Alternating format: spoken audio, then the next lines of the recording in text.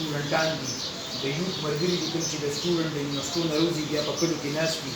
نو هغوی سره تعلیم وي هغوی سره شعور وي او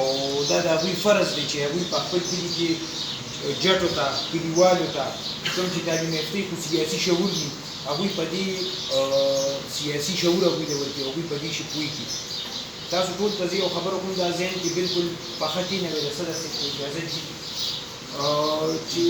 حیات خان دې خدای جنتونه ورکړي حیات خان چې کله بنیادي کار شروع کړو او سټوډنټان یې راپاڅول شروع کړل او نوي کل یو سوچ ورکړ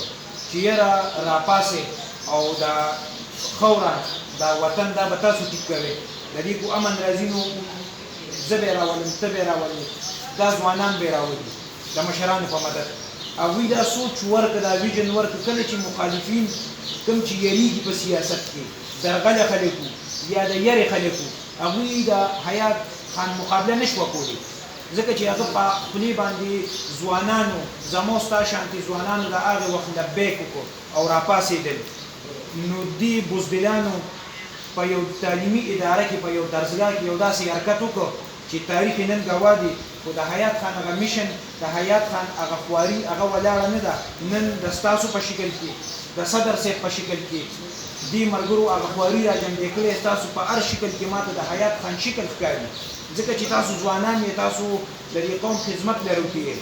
د پارټۍ مشران د پارټۍ تنظیمونه سیاسي امورونه هغه یو بیل شی دي یوت سټوډنټ فیډریشن او د یوت ملګري دا د پارټۍ اوریجنل طاقت دی په دې طاقت حیات خان پیو ځکه دا خلک رامخکې کول او انشاءالله هغه میشن هغه ملګرتیا هغه خلک هغه شعور به اوس موږ دې خلکو له ورکوو او دا ستاسو ډیوټي ده او فرض دی چې هر ملګري کلي کوڅه کې ناست یې نو چې تاسو د خپلې پارټۍ د یوت یو کنسپټ یو شعور خلکو له ورکړئ چې زما پارټي څه راغلې ده زما د پارټۍ مطلب دی ترقي خوشحالي او امن په دې درې شیانو موږ کار کوو موږ به دا شعور ورکوو د دې یوت ملګرو په ذریعه د کلي خلکو ته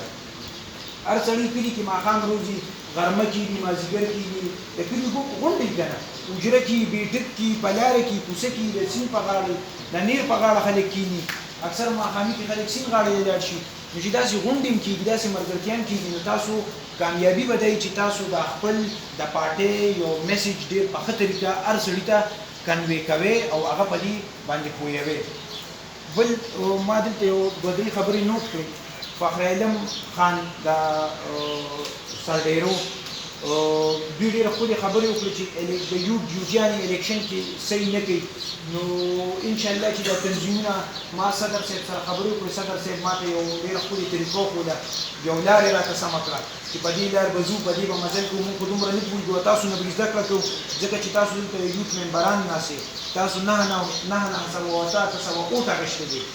او نو په دې کورسو ناست یې که نه او تاسو سره شاته یو سپورټ دی د خپل کلي د خپل قوم نو انشاءالله په دې به تنظیمونه چې زموږ کمپلیټ شي نو په هر تنظیم کې به زموږ یو داسې سپیشل ټیم چې هغه به د هر ویلیج کونسل د بکسې خیال ساتي په زور به هم ساتي تیر توپ سړی به رانه ګورې بکس هم نشي کولاولی ټقو به د هر یو لیول باندې به جنګېږي دا ذهن کې کېږي موږ یوت یو وروره چې جرنیلانو پسې کله آمران ناست وي نو ځوانان سټوډنټان روټي موټه روټي یو او خلک سپي په لارو کې راښکلي دي نو جرنیلان داسې ډانګلي دي په خپلې کورسۍ پرېښي دي زموږ مخې له هېڅوک هم نشي راتلی مشران به د مفاهمت سیاست کوي او موږ به د جذبې د ځوانۍ او د منډې کړلي سیاست کوو نو زه دې ملګري ته وایم چې د تنظیمونه صدر صاحب کمپلیټ شي نو دا ګیله به ختمو او د دې مخالفو پاټو به بیا زور ګورو چې په سرډیرو کې دا بکسه نه دې دې زما د ورکر یا زما جنډه چې یو ځای کې ولاړ یا زما پوسټري دې دې هغه ته څه ووایي نو بیا به دې زموږ د یوت او زموږ ایمان هم وګوري موږ هم دا ځای نه پېژني او بیا به هم خلک ارسو وویني نو دې ملګري ته زه وایم چې بلکل ستا خبره ټیک ده دا منو او دا کمزورۍ به موږ ځان نه وباسو تاسو